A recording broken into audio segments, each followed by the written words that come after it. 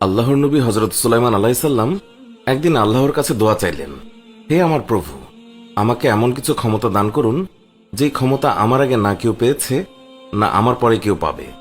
তখন আল্লাহ তাআলা তার প্রিয় নবী সুলাইমানের জন্য এমন এক অলৌকিক ক্ষমতা প্রদান করেছিলেন যে সকল জিন, পরি, পোকামাকড়, পশু পাখি সকলেই তার কথা মানত। তার সিংহাসন তাকে হাওয়াতে ভাসমান অবস্থায় নিয়ে বেড়াত। যেখানে খুশি তিনি মুহূর্তের মধ্যে চলে যেতে পারতেন। একদিন তিনি আকাশে ঘুরে বেড়াচ্ছিলেন। হঠাৎ তিনি নিচে মাটির দিকে তাকালেন। সেখানে তিনি দেখতে পেলেন এক মহিলাকে। সে খুবই গরিব ছিল। খাদ্য সংগ্রহের জন্য সে বাগানে কাঠ কুড়াতে গিয়েছিল। তার গোটা গায়ে ধুলাবালি লাগানো ছিল। সে পাগলের মতো সুলাইমান আলাইসাল্লামকে দেখছিল। হজরত সুলাইমান আলাইসাল্লাম তাকে দেখে বললেন, তুমি এত নোংরা কেন? তিনি আরো বললেন, এই গরিব মেয়েটিকে কে বিয়ে করবে? সে তো খুবই নোংরা, তার গোটা গায়ে ধুলাবালি মাখা। হজরত সুলাইমান আলাইসাল্লামের এই কথাটি আল্লাহর মোটেই পছন্দ হয়নি।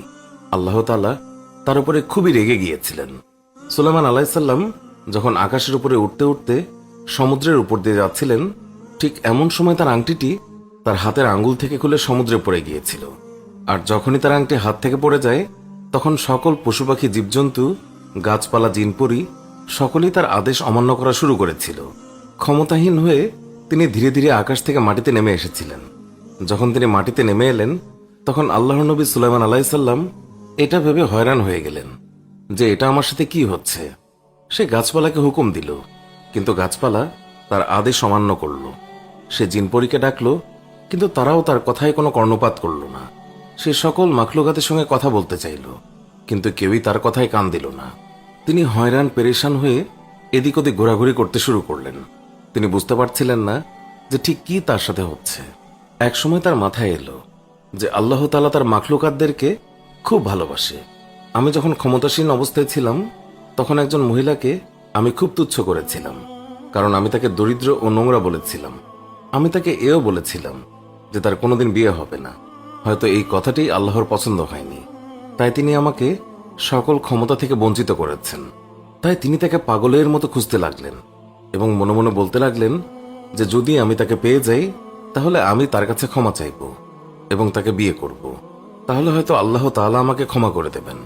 তাই তিনি সারাদিন ধরে তাকে খুঁজতে লাগলেন, কিন্তু তিনি তাকে খুঁজে পেলেন না। বরং সারাদিন খোঁজার ফলে তিনি ক্ষুধায় ক্লান্ত হয়ে পড়লেন। কিছু খাবারের আশায় তিনি সমুদ্রের ধারে জেলেদের সাথে কাজ করতে লাগলেন। এভাবে তিনি অনেক দিন কাটিয়ে দিলেন। একদিন তিনি সেই মহিলাটিকে দেখতে পেলেন।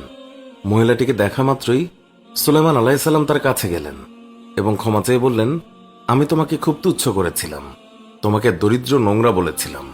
আমি এটা ভুলে গিয়েছিলাম যে তুমি মহান আল্লাহ তাআলার সৃষ্টি। তিনি মহিলাটিকে বললেন, তুমি কি আমাকে বিয়ে করবে? আর এই কথা শুনে মহিলাটি তার দিকে তাকিয়ে থাকল। সে বলল, এটা তো আমার কাছে অনেক সৌভাগ্যের ব্যাপার যে আপনার মতো একজন আমাকে বিয়ে করতে চায়। আমি তো খুবই গরিব, আমার দিকে কেউ তাকায় না, সকলেই আমাকে খুব তুচ্ছ মনে করে, কেউ আমার সাথে কথা বলে না।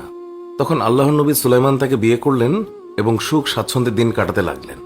তিনি কাছের একটি সমুদ্রে জেলেদের সাথে মাছ ধরার কাজ করতেন। একদিন তিনি যখন জাল দিয়ে মাছ ধরছিলেন, তখন তিনি দেখলেন একটি মাছ মুক্তার মতো উজ্জ্বল হয়ে জ্বলছিল। মাছটি দেখা মাত্রই জেলেরা অবাক হয়ে ভাবতে লাগলো, এই মাছটি মুক্তোর মতো উজ্জ্বল হয়ে জ্বলছে কেন? তারা মাছটিকে ধরে নিয়ে এসে সেটি কাটা মাত্রই মাছটির পেট থেকে একটি আংটি বের হলো।